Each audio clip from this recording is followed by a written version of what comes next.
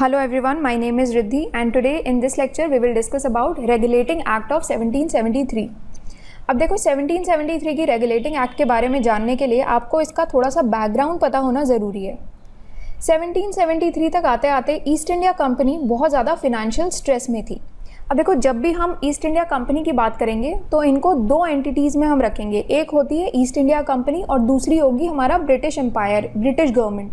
ये दोनों अलग अलग चीज़ें हैं, तो इनको सेपरेट करके बैकग्राउंड में जब हम पढ़ रहे हैं तो सेपरेट करके देखते हैं। तो इसमें क्या था कि कंपनी ब्रिटिश एम्पायर के लिए इम्पॉर्टेंट क्यों थी, क्योंकि ये एक मोनोपोली ट्रेडिंग कंपनी थी इंडिया में और ईस्ट में भी, और बहुत सारे ऐसे इन्फ्लुएंशियल लोग थे जो यहाँ पर शेयर होल्डर्स थे इस कंपनी में।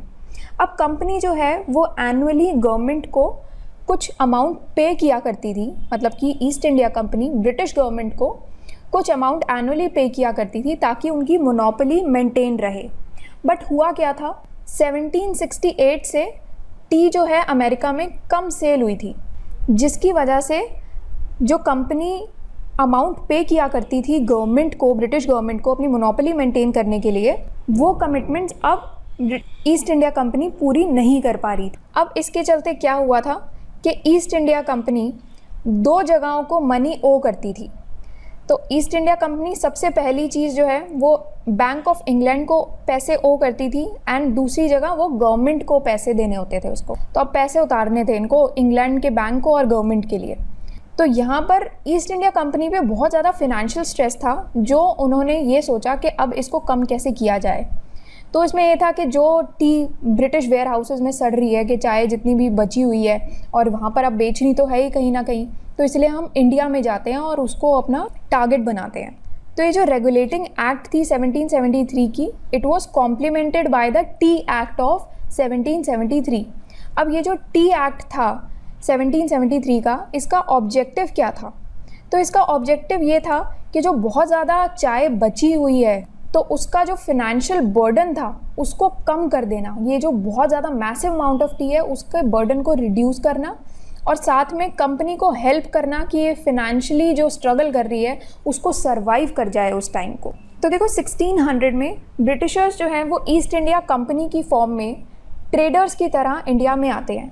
तो 1600 का ये ईयर होता है जहाँ पर ये ट्रेडर्स की फॉर्म में आते हैं और इनको एक्सक्लूसिव राइट मिला होता है ट्रेडिंग का इंडिया में, under a charter granted by queen Elizabeth I। अब 1765 तक कंपनी के पास सिर्फ ट्रेडिंग फंक्शंस होते हैं, बट 1765 में दीवानी राइट्स मिल जाते हैं कंपनी को। तो दीवानी क्या होता है? दीवानी इज़ बेसिकली जो रेवेन्यू के और सिविल जस्टिस पे जो राइट्स होते हैं वो अब कंपनी को मिल जाते हैं। कहाँ के दीवानी राइट्स मिलते हैं? बंगाल, बिहार और उड़ीसा के। जिसके बाद ईस्ट इंडिया कंपनी का जो करियर है वो टेरिटोरियल पावर के तौर पर स्टार्ट हो जाता है। अब हिस्टोरिकल बैकग्राउंड को भी हम लोग दो पार्ट्स में डिवाइड करके देखते हैं, एक है कंपनी रूल और दूसरा है क्राउन रूल। कंपनी रूल कब तक चलता है? 1773 से 1858 में। तो अगर आपको याद हो 1857 में फर्स्ट वॉर ऑफ इंडिपेंडेंस, जो कि 1857 रिवोल्ट हुआ था, उसके बाद से क्राउन रूल स्टार्ट हो गया था। तो इसीलिए 1773 से लेकर 1858 तक का ये कंपनी रूल माना जाता है। और 1857 का जब रिवोल्ट हो जाता है उसके बाद ब्रिटिश गवर्नमेंट को अपने घर में वहाँ पर समझ में आ जाती है कि ईस्ट इंडिया कंपनी के बस की तो कुछ है नहीं, इन लोगों ने तो इतना बड़ा रिवोल्ट करवा दिया, इसलिए अब हमारे पास पावर आ जानी चाहिए। तो क्राउन रूल स्टार्ट हो गया था 1858 से लेकर के 1947 तक। अब रेगुलेटिंग एक्ट ऑफ 1773 क्यों आई थी? तो सबसे पहली चीज़ ये है कि देखो जब भी आप किसी नई जगह जाते हो, नई कंपनी इस्टेब्लिश की आपने एक नई जगह पर, तो वहाँ पर अब उसके कंपनी के अफेयर्स कैसे रेगुलेट होंगे, तो सबसे पहली चीज़ तो यही है। जहाँ पर अगर आप किसी नई सिटी में जाते हो, अपना नया घर सेटअप करते हो, तो वहाँ पर क्या होता है कि आपको देखना होता है कि कैसे अब हम घर को सेटअप करने वाले हैं, उसके अफेयर्स को रेगुलेट करना। यही सेम काम यहाँ पर ईस्ट इंडिया कंपनी का पहले था, कि सबसे पहले ये इस रीज़न की वजह से आई थी। दूसरा रीज़न ये था कि पॉलिटिकल और एडमिनिस्ट्रेटिव फंक्शंस थे कंपनी के, उसको रिकॉग्नाइज़ किया। पहली बार ऐसा हुआ था कि पॉलिटिकल और एडमिनिस्ट्रेटिव फंक्शंस कंपनी के ये रिकॉग्नाइज़ किया था। उसके बाद सेंट्रल एडमिनिस्ट्रेशन जो थी इंडिया में, उसकी फाउंडेशंस ले की गई। Now we'll discuss some of the features of this act. तो सबसे पहले है गवर्नर ऑफ बंगाल। तो पहले थे गवर्नर ऑफ बंगाल, इनको अब गवर्नर जनरल ऑफ बंगाल कह दिया गया। और इनके पास 4 एग्जीक्यूटिव काउंसिल के मेंबर्स थे जो इनको असिस्ट करते थे। और पहले जो गवर्नर जनरल थे वो थे लॉर्ड वॉरेन हेस्टिंग। अब पहले क्या होता था कि governor general of Bengal, governor general of Bombay और मद्रास प्रेसिडेंसी ये सब इंडिपेंडेंट थे।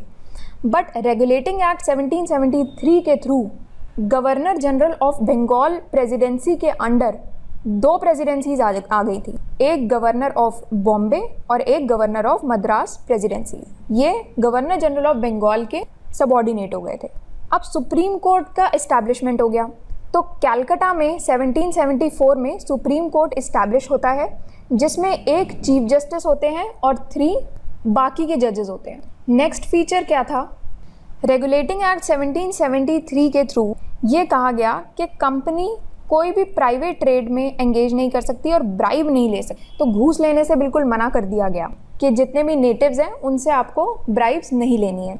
अब ब्रिटिश गवर्नमेंट का जो कंट्रोल है कंपनी के ऊपर वो और ज़्यादा स्ट्रेंथन हो जाता है। कैसे स्ट्रेंथन हो जाता है, तो देखो एक कोर्ट ऑफ डायरेक्टर्स होते हैं। अब कोर्ट ऑफ डायरेक्टर्स में मैंने ये वाली पिक क्यों यूज़ किया दयाबेन की, वो मैं आपको आगे के लेक्चर्स में समझाऊंगी, बट फिलहाल के लिए आपको ये ध्यान में रखना है that she is the court of directors.